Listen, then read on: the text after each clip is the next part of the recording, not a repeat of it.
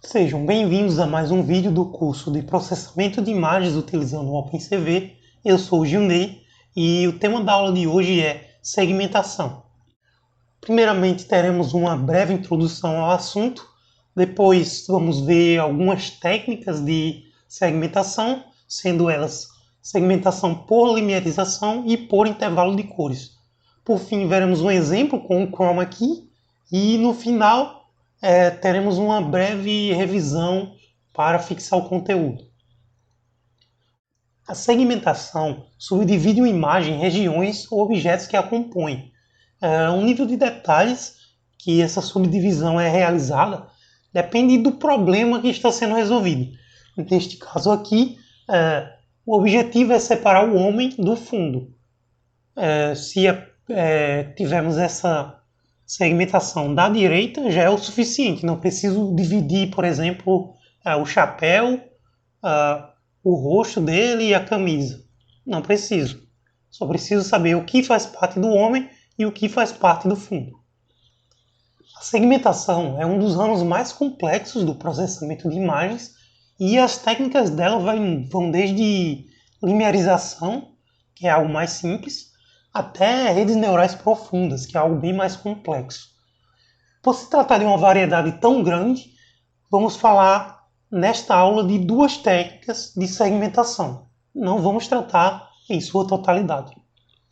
A primeira técnica é linearização e a segunda é segmentação por intervalo de cor.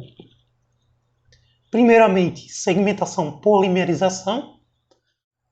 Assim como vimos numa aula anterior, a linearização, também conhecida como thresholding, consiste em separar um conjunto em duas classes, uma imagem, no caso, em duas classes. Essa imagem da esquerda é a imagem original, ela está em tons de cinza, e a imagem da direita é uma imagem linearizada, ou seja, o conjunto preto é um conjunto das letras e o branco é o fundo. Aqui o preto também pegou essa linha aqui que divide as páginas. Podemos ver que aqui tem uma região que está um pouco escura, uma mancha aqui, porque as diferenças de intensidade nessa região aqui, elas estão próximas do escuro, mais próximas do escuro do que do claro, então dá esse resultado aqui. A linearização global é aquela que é aplicada sobre toda a imagem, então escolhe-se um limiar, toda a intensidade que está abaixo desse limiar é mapeada para o zero e toda a intensidade que está acima desse limiar é mapeada para o 255.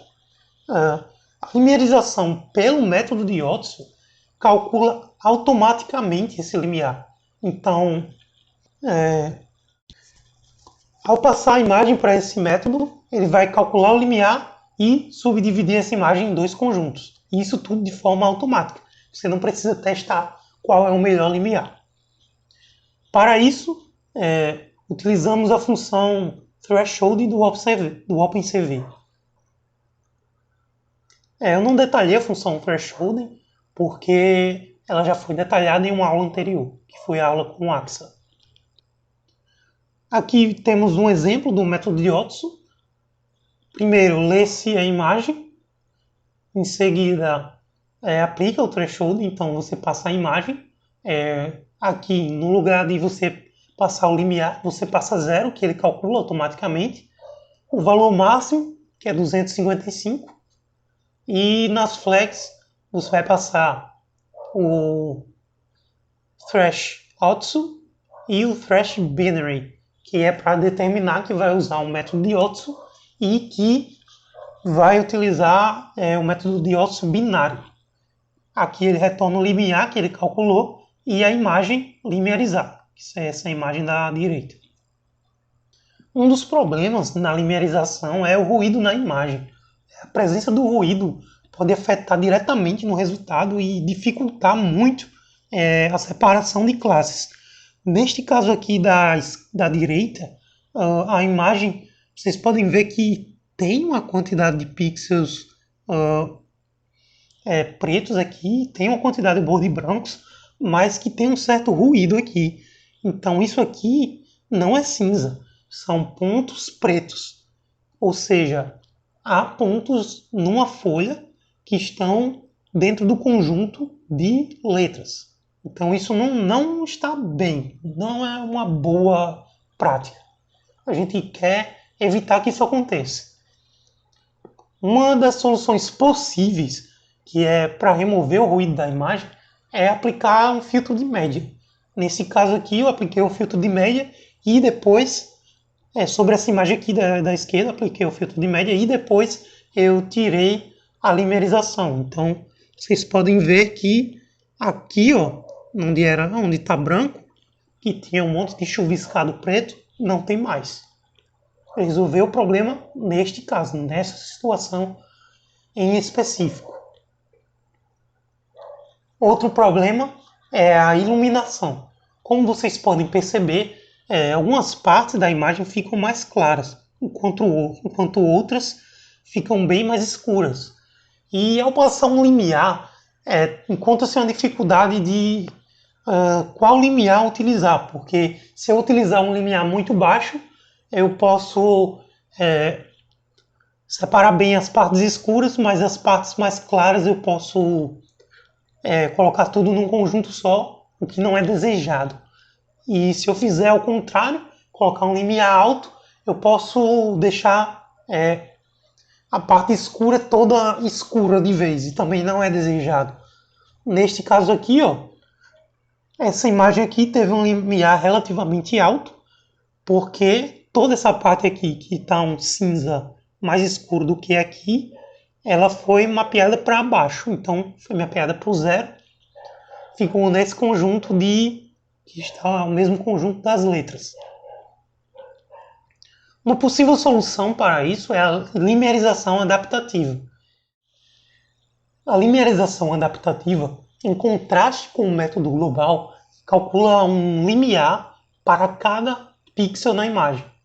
Então, o método global calcula um limiar para toda a imagem e na limerização adaptativa calcula-se um limiar para cada pixel da imagem. E esse limiar é calculado de acordo com a vizinhança desse pixel. Ela é implementada pelo OpenCV através do método Adaptive Threshold. Eu não vou explicar em detalhes também, porque já foi explicado em uma aula anterior, então se vocês quiserem dar uma olhada, voltem lá na aula de filtros, convoluções, que vocês vão ver a respeito do Adaptive Threshold. Para calcular o limiar dos pixels, existem duas formas, que é através desse Thresh Mean C, que você tira a média dos vizinhos e subtrai o C, ou através da gaussiana, que calcula a média gaussiana e subtrai o valor, uma constante C.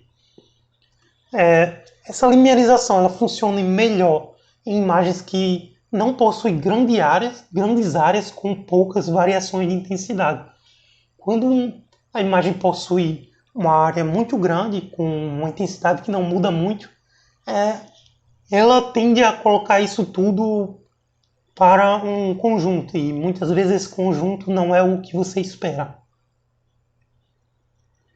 Como nesse caso aqui, a imagem possui uma iluminação, mas há uma variação de intensidades próximas aqui, nas vizinhanças, então podemos utilizar a limerização adaptativa tranquilamente. Primeiramente aqui eu estou lendo o documento, e aí em Grayscale, aí ele tem esse sombreado aqui, essa iluminação. Em seguida eu aplico o Adaptive Threshold, passo a imagem, o valor máximo, que é 255, e aqui eu estou passando o Thresh Mean C, que estou passando para ele tirar a média dos pixels vizinhos e subtrair o valor de C. Esse outro parâmetro aqui diz que eu quero uma linearização binária, e esse 25 é o tamanho do kernel que eu quero, então o tamanho da grade, e o 30 é a constante C. Nesse caso eu escolhi 30. a limerização adaptativa utilizando o método de Gauss, você vai passar basicamente a mesma coisa, só que com essa flag aqui. Os resultados são esses. Aqui no meio temos a média, esse min, si, e na direita nós temos o resultado dessa imagem 3 aqui, que é a gaussiana si. O resultado é quase o mesmo, tem algumas pequenas diferenças, mas no grosso modo é o mesmo.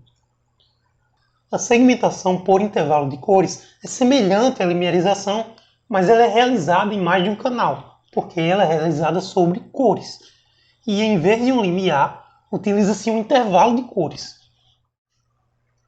O processo para criar uma máscara para separar a imagem em duas regiões consiste no seguinte. Primeiro, converte-se a imagem para HSV.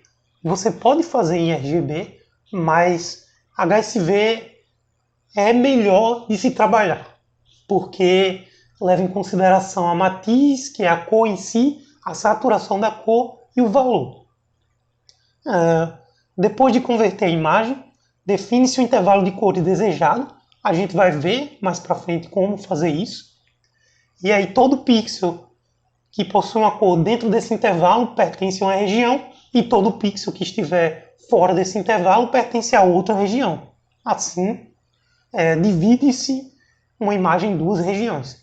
E a máscara pode ser criada utilizando a função CV2 inRange, que é do OpenCV. Bem, então como calcular o limite? Bem, então como calcular esse intervalo de cores? Para o limite inferior, primeiramente, você coloca o S e o V em 100%, ou seja, 100% e 100%. E aí você procura um H aqui nessa barra lateral que seja o mínimo, o H mais baixo possível, que ainda esteja no intervalo de cores. Aqui, você vai ver aqui o resultado. E aí depois disso, você vai movendo para a esquerda e para baixo, ao máximo possível, até chegar nesse valor aqui. Um valor que esteja distante desse ponto inicial aqui, mas que ainda caracterize um valor que você queira. Não.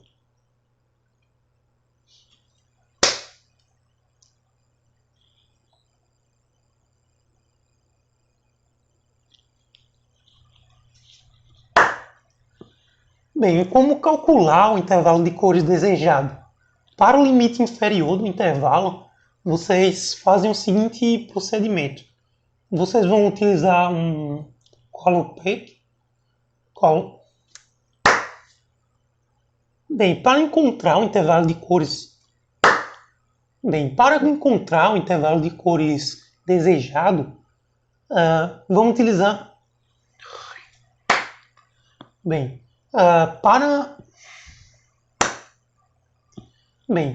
para encontrar o intervalo de cores desejado, vamos utilizar o seguinte procedimento. Para o limite inferior, a primeira coisa que você faz é coloca o S e o V em 100%, ou seja, move essa bolinha para esse ponto aqui, o canto superior direito. Em seguida, procura-se o H nessa barra lateral mais baixo possível, que ainda esteja no intervalo que você quer. Então você vai procurar o H, aqui vai mostrar a cor, nesse quadradinho aqui vai aparecer a cor. Desgraça! Bem, para encontrar o intervalo de cores desejado, vamos utilizar esse seguinte procedimento aqui. Com o S e o V em 100%, ou seja, você vai mover essa bolinha para a ponta, o canto superior direito, você vai procurar o H mais baixo, que ainda esteja no intervalo de cores que você quer. Então, essa barra lateral aqui corresponde ao H, você vai procurar aqui. Em seguida, você vai pegar o círculo que vai estar no centro ou na ponta superior direita e vai mover ele para o canto mais distante possível dessa ponta e que ainda esteja dentro do intervalo que você quer.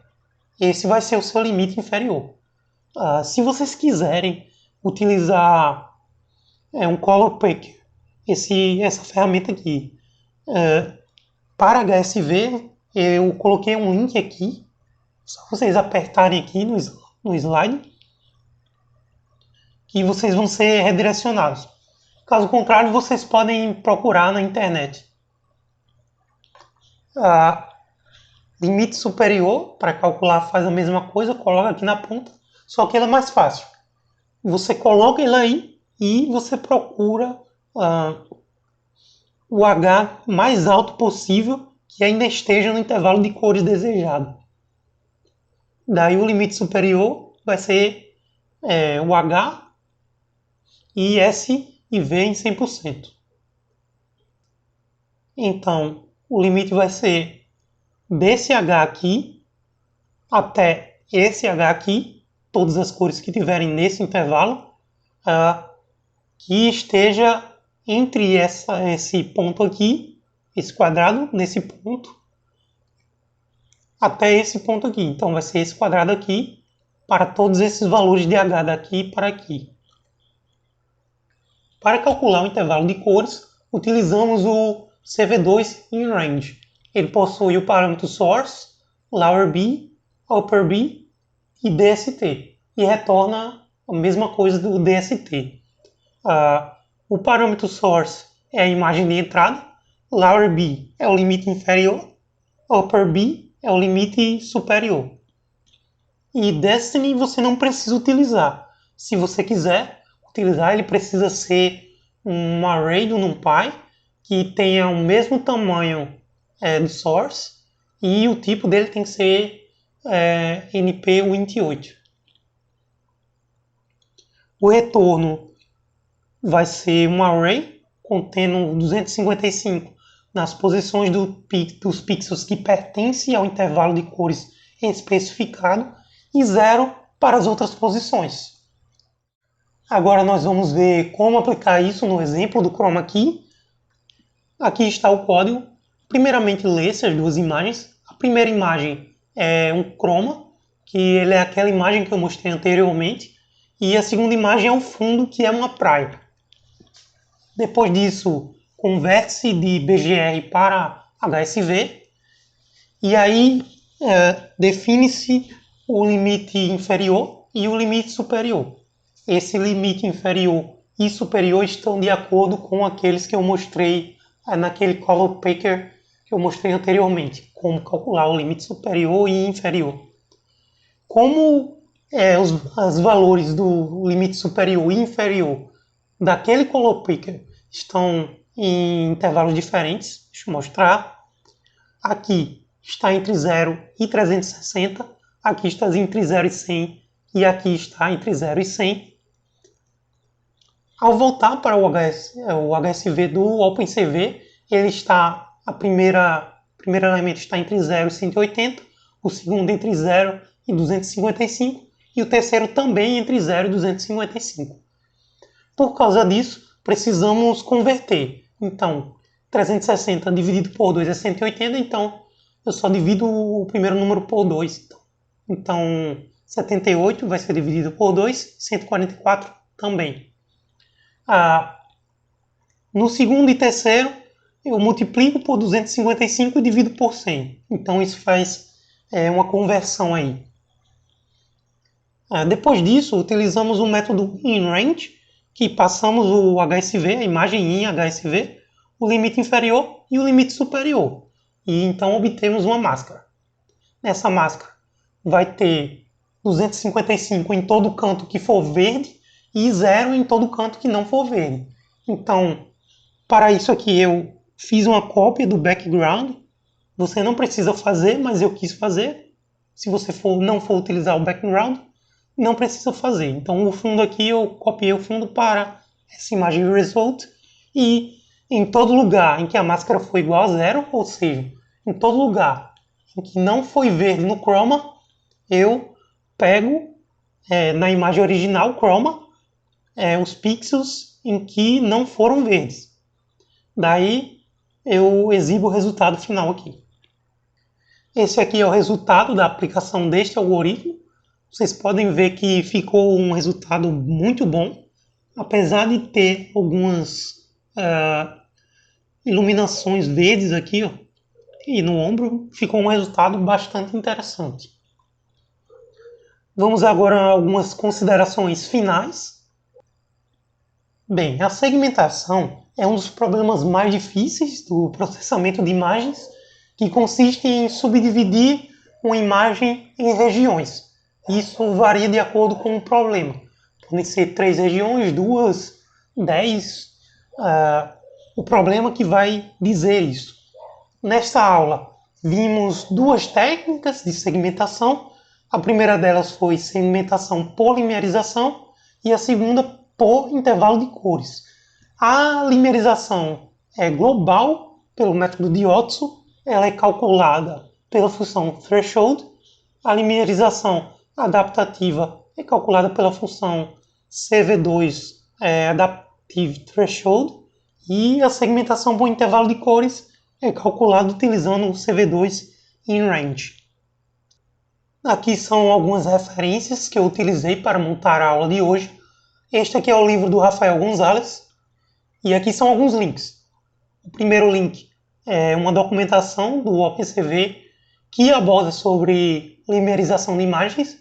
E esse segundo link aqui é um post que utiliza a segmentação por intervalo de cores para fazer uma capa da invisibilidade. Por esta aula é isso. Até mais.